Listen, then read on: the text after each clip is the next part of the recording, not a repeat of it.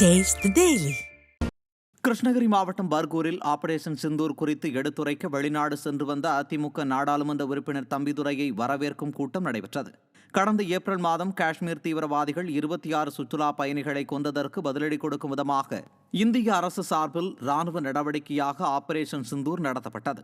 இந்த தாக்குதல் குறித்து உலக நாடுகள் அறியும் வகையில் நாடாளுமன்ற உறுப்பினர்கள் கொண்ட 7 குழுக்கள் உருவாக்கப்பட்டு பல்வேறு நாடுகளின் பிரதமர் மற்றும் அதிபர்களை சந்தித்தனர்.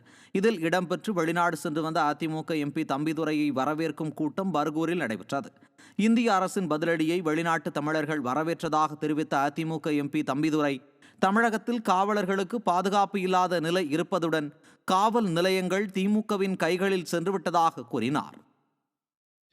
சாதாரண மக்களுக்கு தொண்டனுக்கு யாருக்குமே பாதுகாப்பு கிடையாது. போலீஸ்காரர்களுக்கு மரியாதையும் கிடையாது. அவர்களே இப்ப திமுகவே பார்த்தீர்கள் என்றால் அவர்களே ஆட்சி செய்து கொண்டதும் அவர்களே போலீஸ்காரர் மாறிக்கிறார்கள். அதோடு அந்த போலீஸ் நிலையமானது அவர் கையிலே சென்று விடுகிறது.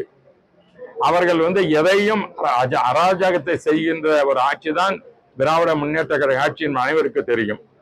இதனால்தான் இப்போ எங்கு சென்றாலும், தமிழகத்தில் எங்கு சென்றாலும் எப்பொழுது தேர்தல் வரும், அந்த தேர்தல் நேரத்திலே திமுக தோற்கடிக்க வேண்டும், எடப்பாடி பழனிசாமி முதலமைச்சராக வர வேண்டும், அவர் தலைமையில் ஒரு நல்ல ஆட்சி மீண்டும் அனைத்து இந்திய அண்ணா திராவிட ஆட்சி வர வேண்டும் என்று தமிழ்நாட்டு மக்கள் எல்லோரும் ஒற்றுமையாக அந்த எண்ணத்தில் இருப்பது இந்த நிகழ்வுகளுக்கெல்லாம் ஒரு எடுத்துக்காட்டாக இருப்பதாகத்தான் நான் கருதுகிறேன்.